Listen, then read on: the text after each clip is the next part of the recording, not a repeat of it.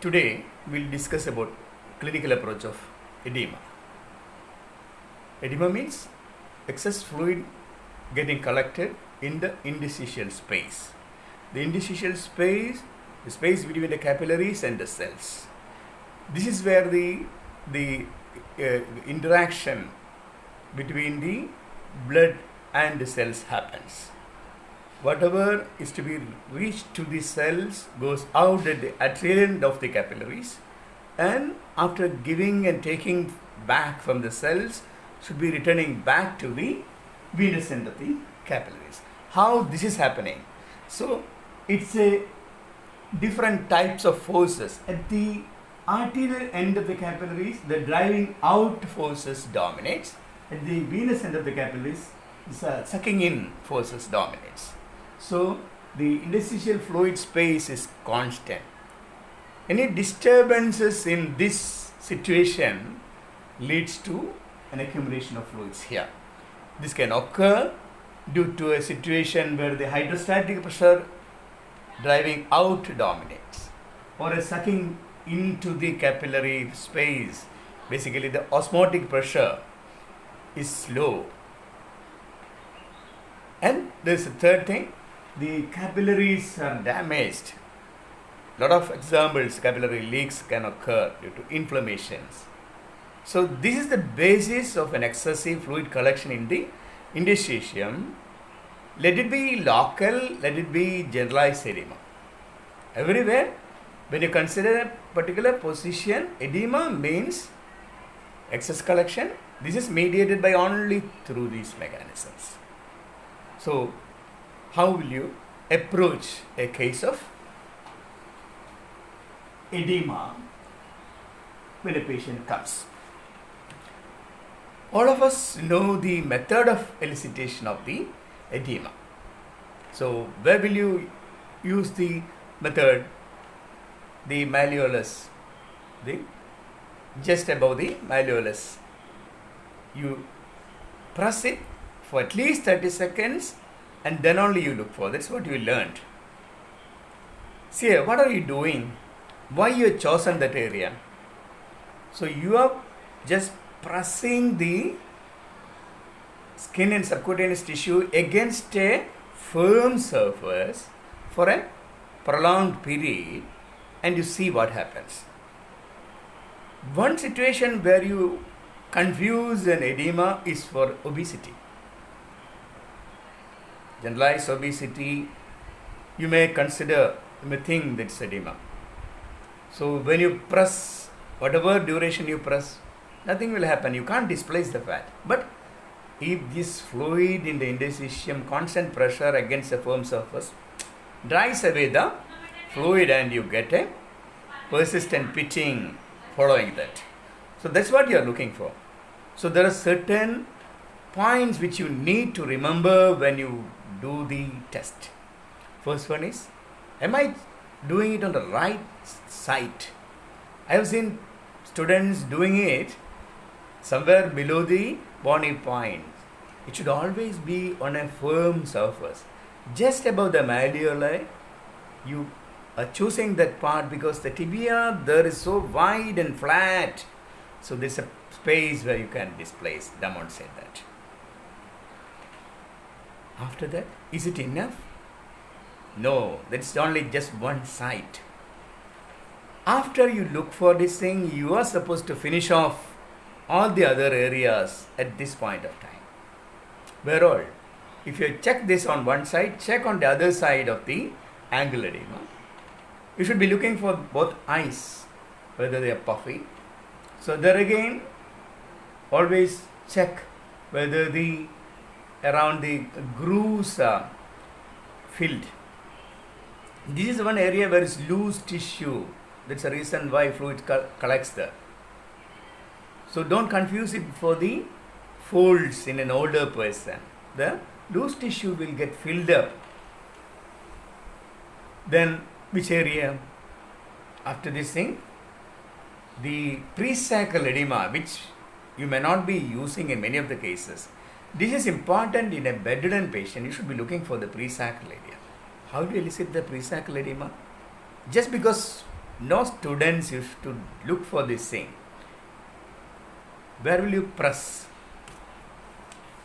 All of us know the sacrum is like this.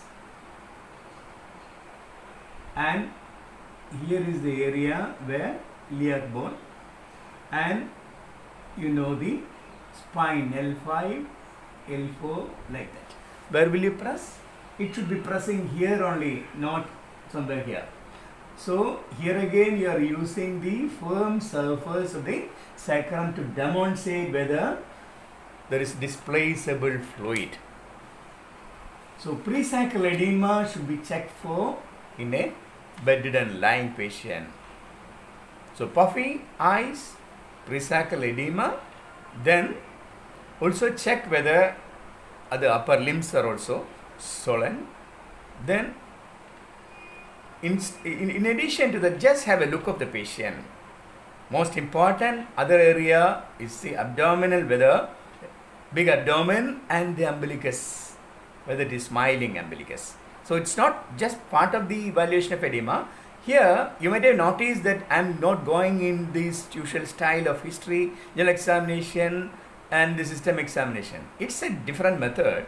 So you're going forward with a method to answer questions. And why this problem?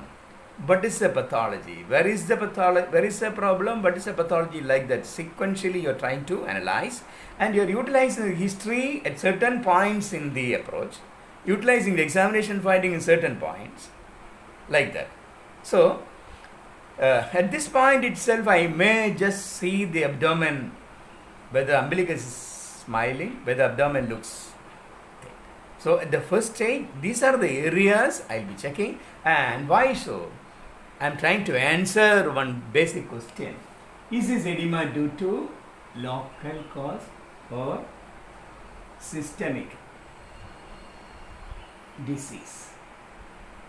This is the first question you're trying to answer.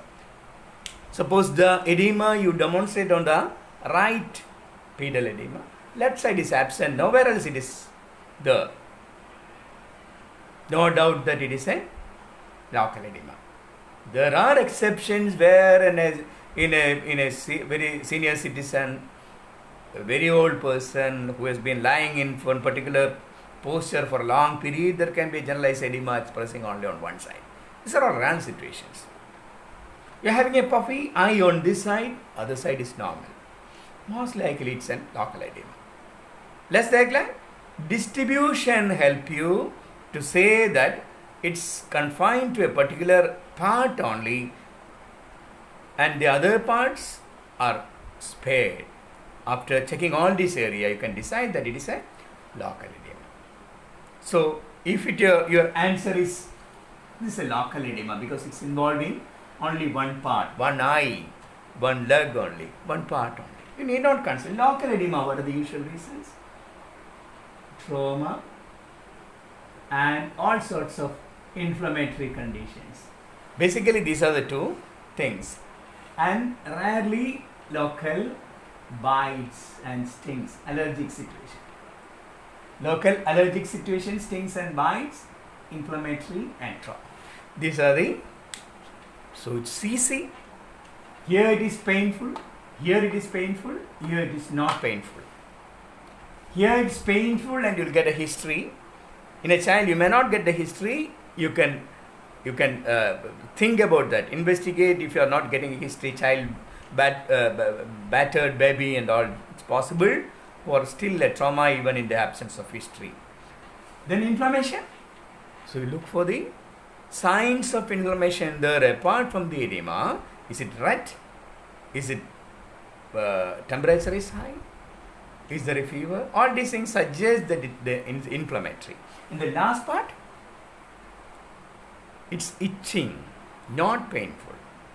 Local edema. It may be some sort of an allergy. Bites, very common. So, it's one more thing.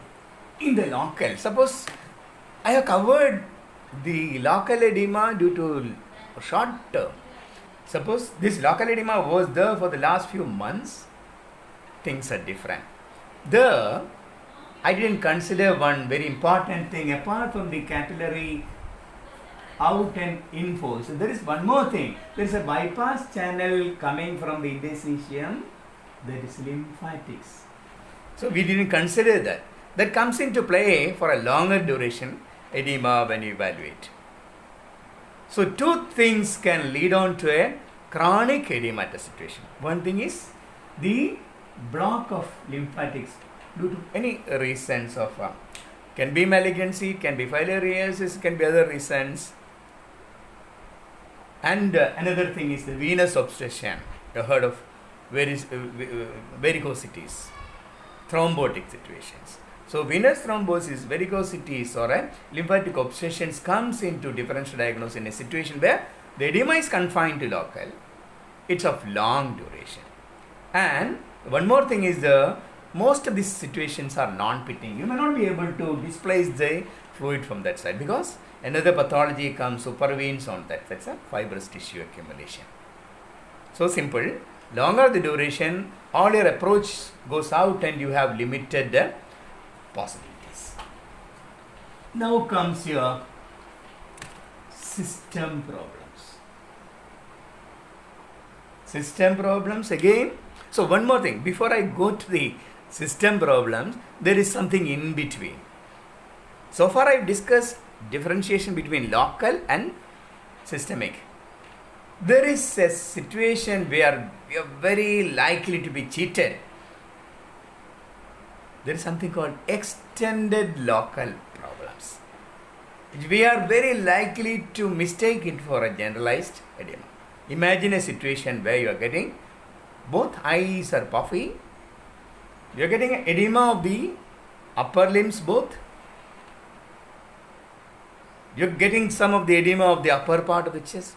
So look at the down part, abdomen is normal, not smiling umbilicus, lower part is clear. So is it a localized edema? Unlikely because it's so much extensing. So it must be generalized. Here is one very important thing. There is something in between, another possibility is there. So imagine the drainage from the head and neck. Head and neck gets drained into the right atrium by common veins at the end. So if there is anything which blocks the superior vena cava will block.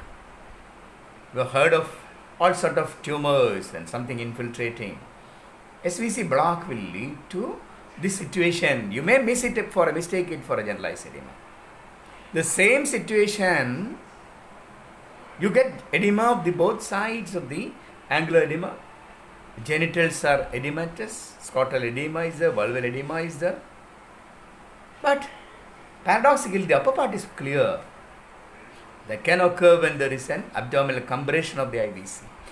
IVC blocks, malignancy sometimes. It's possible. So interestingly, that also. But a little ahead of this thing. Suppose in the context of edema like this in the lower part, you are getting scrotal edema and you are getting a hepatomegaly also. So no doubt that it is a systemic disease because why should be? What's the doubt there when there is a soft liver also? There again, it's the last and the rarest of the situation. It can very well be due to a block at the IVC at the topmost part after just before the entering into the right atrium. The uppermost part. Something you call it as a Budd-Chiari syndrome. So entire things are enlarged here. You get the hepatomegaly, you get the portal system involved, you get the portal pressure rise, you get ascites, you get the edema. So this situation definitely is not included in the generalized edema. It is again the extended form of an edema. It's only partly involving the lower territory, but that includes the portal system also. The liver is involved, the spleen due to portal hypertension, ascites. So that much can be the extent of your local problems. So you have thought of all these things and you answered that edema is there in the upper territory and the lower territory. So that cannot be explained by other means. So something, the pathology is there in the territory of SVC and IVC. So it cannot be due to no. So systemic disorder. So all of us know the basic reason systemic disorders. What are they? Salt and water accumulation due to renal problem. Glomerular pathology, it's not getting filtered out, salt and water accumulates. Renal. Renal has got another mechanism. The other mechanism. So, renal is the commonest, out of which there are two mechanisms. That is a nephritic type of edema, where this filter is clogged. You will get oliguria. You may get evidence of glomerular injury in the form of a hematuria. So, just the filter is clogged, you are getting more of accumulation and edema. That's a nephritic edema. Other situation of an edema is decreased oncotic pressure. Protein goes out. So, nephrotic type of edema. Nephritic and nephrotic type of edema due to renal. The other thing, hepatic edema, again due to low osmotic pressure. So, 1, 2, 3, 4 other reasons, all works through the low osmotic pressure. Malnutrition is one, protein losing enteropathy is one. Whatever reason, hypoalbuminemia, decreased osmotic pressure leading on to edema. It can occur due to surgery or burns or oozing out or whatever. So another mechanism, in fact, in short, is hypoosmotic state. It can be due to hepatic, it can be due to malnutrition, it can be due to a lot of other reasons. And next thing is a major group. So we have been considering salt and water retention and lot of reasons, low osmotic pressure.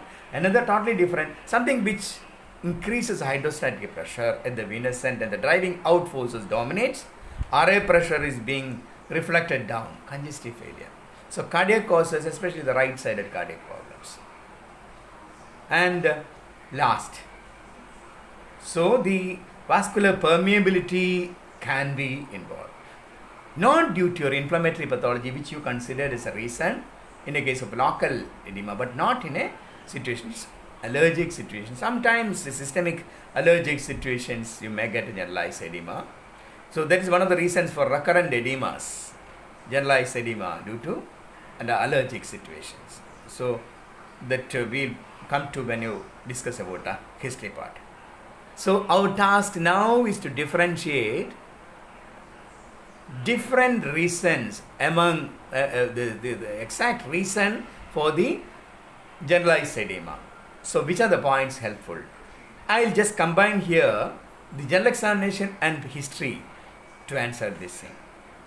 So what all things that the general examination will be helping to say it's a hepatic or cardiac or malnutrition or other things.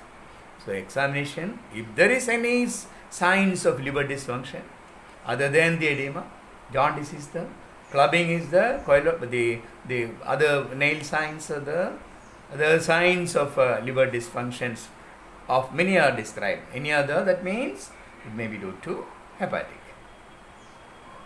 If there are, the patient is dyspneic, that's a very important thing. A patient with cardiac edema will be dyspneic. So here one question is there. The patient is dyspneic and he is edematous. So that must be cardiac. No. Always in medicine there are exceptions to all the statement. No statement never say never in medicine.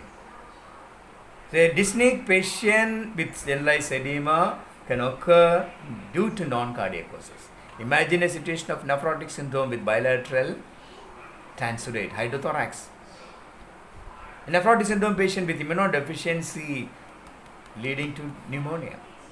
So consider non-cardiac cause also before you say. The other way around, sometimes there can be a cardiac causes without dyspnea. Purely left-sided problem, right side is not affected. For right-sided events will lead to more of edema.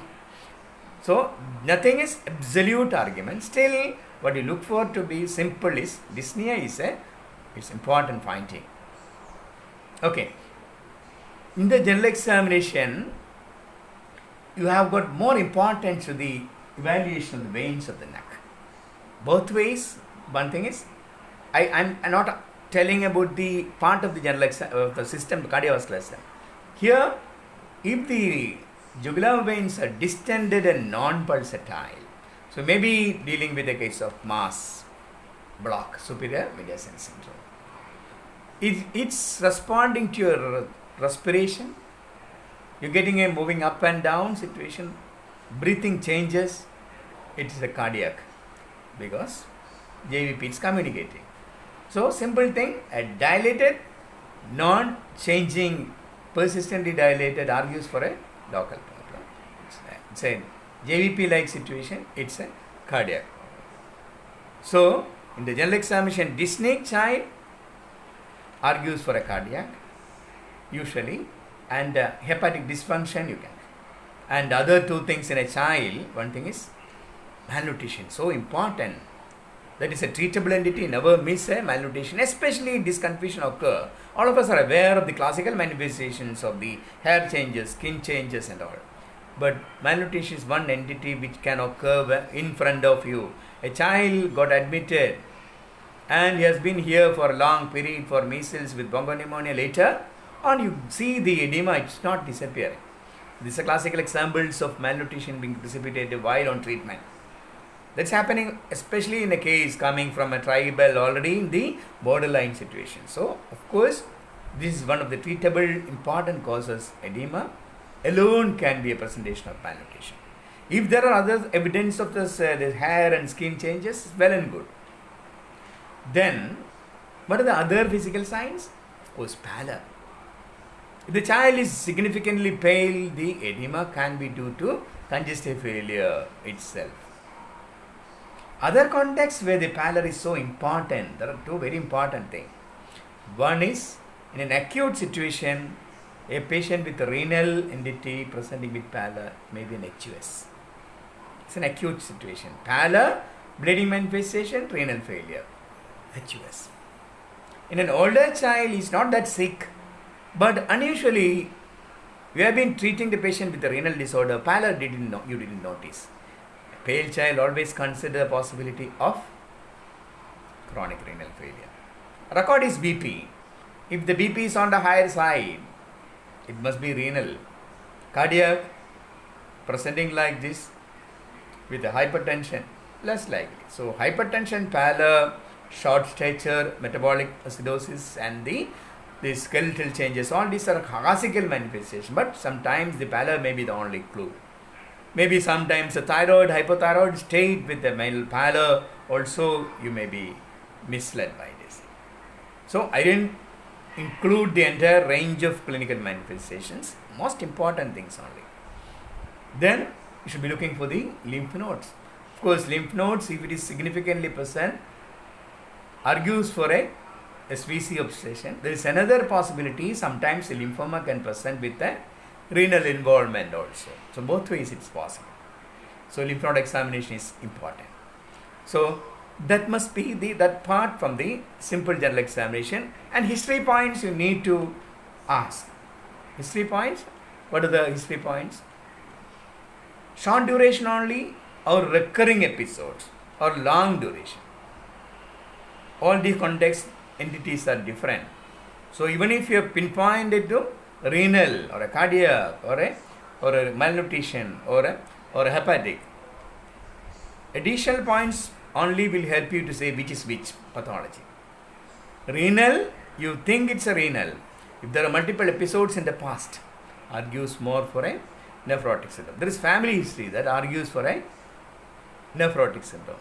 And one more very important finding which will be helpful is in the systemic examination, which I didn't say, it's part of this examination, but that is the ascites. Free fluid inside the stomach, abdomen, argues more for a nephrotic syndrome or a hepatic. It won't occur in a case of acute renal failure. So these are all simple clues which may help you. So where are we now? Just test upon the approach to pinpoint to the reasons for edema local, generalized, and then extended local and usual systems. So in a different manner of utilizing the history points or a general examination points as and when it is needed to pinpoint which system is involved, what may be the pathology. The final comment comes only, final diagnosis comes only after the investigations. You need to examine the heart clinically, you need to examine the liver, spleen, you need to examine the, so systemic examination also I didn't tell, just touched upon, pinpoint the actual thing needs more of examination. Thank you.